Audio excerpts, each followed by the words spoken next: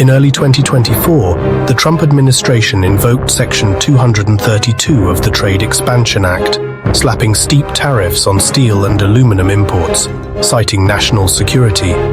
The move stunned Canada, America's closest ally, whose metals had long been integral to U.S. industry and defense. Suddenly, Canadian steel and aluminum, cornerstones of a deeply integrated North American supply chain, were branded a threat. The tariffs, 25% on steel and 10% on aluminum, upended decades of trust and economic partnership.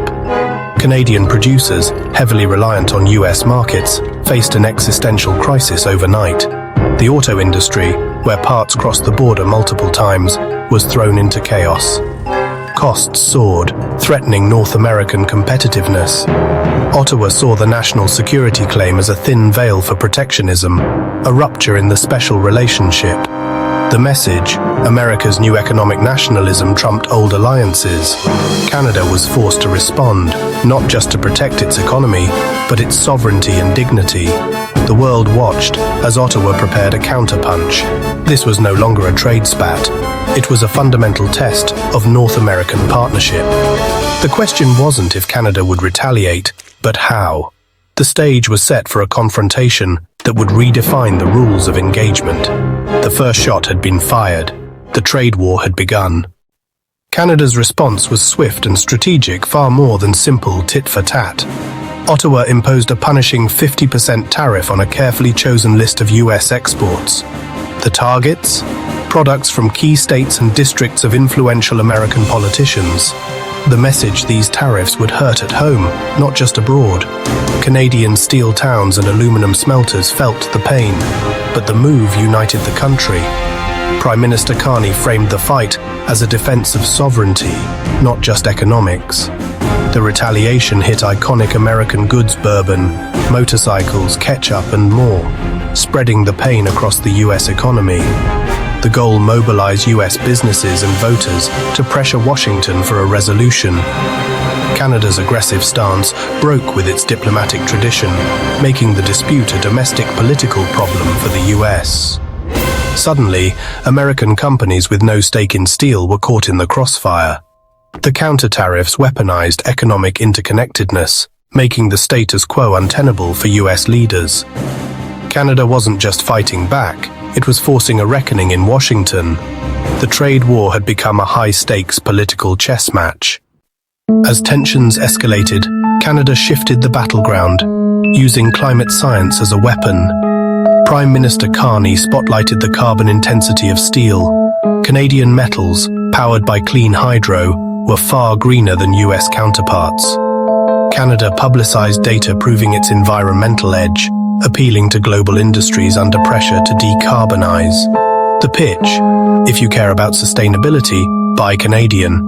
Tech giants and automakers, eager to green their supply chains, took notice.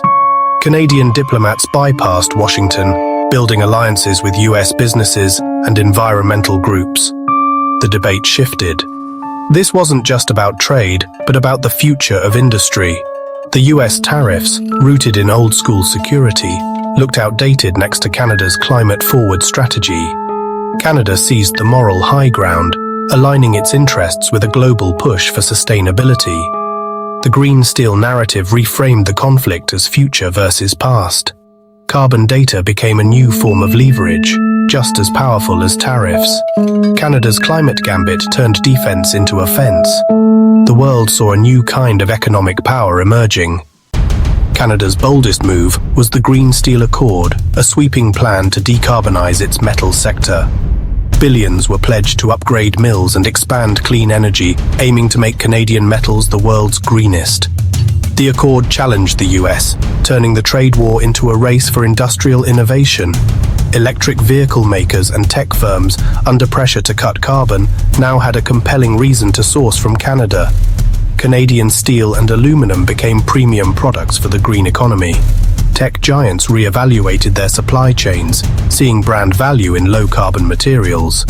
Canadian officials pitched the accord as a partnership opportunity. Green sourcing was now a business imperative.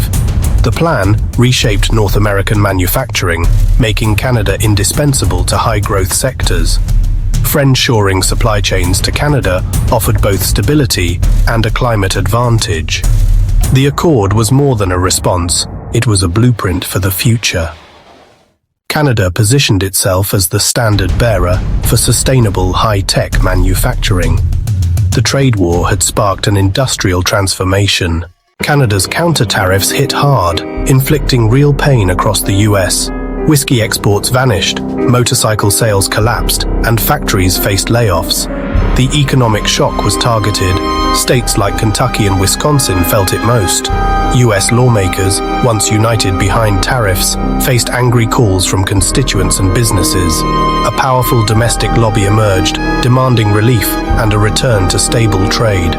The rift between economic nationalism and business reality widened. The U.S. Chamber of Commerce and industry groups turned against the tariffs. The dispute became a domestic political crisis, not just a foreign policy issue.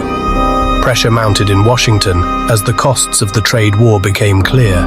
The pain in key districts forced a political reckoning.